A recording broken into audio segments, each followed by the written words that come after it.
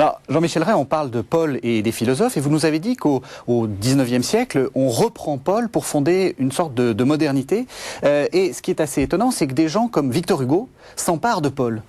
Oui, je crois que c'est très frappant de voir à quel point Victor Hugo s'empare de Paul, là aussi de quelques éléments de Paul, et l'élément qui est le plus revendiqué par lui, en quelque sorte, c'est le chemin de Damas. Et là, on a une sorte de grande constante au XIXe siècle. Un certain nombre de gens, comme lui, comme Edgar Quinet, comme d'autres, revendiquent au fond cette sorte d'image du chemin de Damas. En quel sens? Au sens, si vous voulez, où ce chemin de Damas représente à leurs yeux une sorte de mutation complète. Et donc, dans cette perspective d'une refondation, on a quelque chose comme un modèle d'une transformation, et d'une transformation qui va évidemment toujours dans le même sens, c'est-à-dire là où il y avait le mal, il y a le bien qui peut apparaître. Enfin. Oui. Et donc je crois que là, il y a quelque chose de très significatif de ce siècle, des attentes de ce siècle, et de la nécessité, au fond, de se référer à des modèles qui viennent de très loin, et dont la version politique, au fond, est évidemment toujours privilégiée. Et alors, dans cette même perspective, évidemment, je crois qu'il faut mettre, quoi que ce soit tout à fait différent, la pensée de Hegel.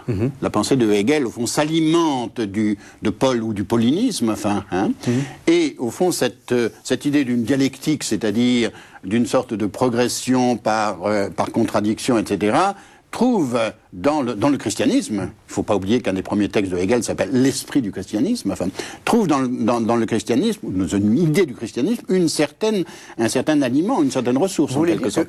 Finalement, la dialectique, c'est-à-dire le fait qu'une chose est donnée, puis ensuite est dépassée, enfin est contredite par un autre état des choses, c'est la conversion de Paul. La conversion de Paul est une image de cette dialectique. C'est en tout cas repris comme tel. C'est en tout cas repris comme tel, c'est-à-dire ça fournit une sorte de schéma général de l'histoire, au fond. Et c'est ça qui est absolument fascinant. Dans ce moment, le XIXe siècle, qu'il soit français ou allemand, dans ce moment où on introduit fortement l'histoire, enfin, où devient sa discipline pilote, en quelque sorte, de tout le savoir, eh bien, dans ce même moment, on reprend également ce schéma d'un dépassement, et d'un dépassement, au fond, dans lequel on escompte que l'état actuel sera évidemment le meilleur. Et donc, il y a quelques analogies, effectivement, on trouve en tout cas des analogies avec ce que Paul a pu faire concernant ce qui était avant, concernant son modèle de l'histoire. Alors vous avez cité Edgar Quinet, c'est intéressant parce que c'est quelqu'un qu'on ne connaît plus trop bien, à part il y a des boulevards Edgar Quinet dans toutes les grandes villes. Expliquez-nous un peu qui il était et qu'est-ce qu'il fait de Paul. Edgar Quinet est un penseur absolument fondamental pour tout le XIXe siècle. Et je suis d'ailleurs en train de republier un texte d'Edgar Quinet qui s'appelle « Philosophie de l'histoire de France ».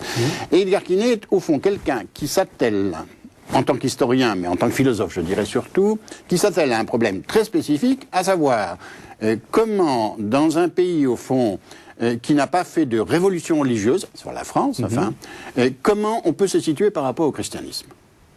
Et par conséquent, c'est une réflexion sur, on pourrait dire, le destin du christianisme, la place du christianisme dans la civilisation, et donc une réflexion, au fond, qui, elle aussi, rencontre Paul. Et rencontre Paul comme une sorte là encore, de modèle permettant de penser cette histoire, et puis également, au fond, comme quelque chose qui devient un des ferments civilisateurs, en quelque sorte, un des éléments de la civilisation, dans lequel, au fond, Quinet reconnaît quelque chose qui l'aide à penser l'histoire. Et je crois que c'est très important de voir comment une certaine idée de l'histoire vient s'alimenter à ce premier geste de fondation, dont Paul est le plus grand représentant, en tout cas le plus explicite.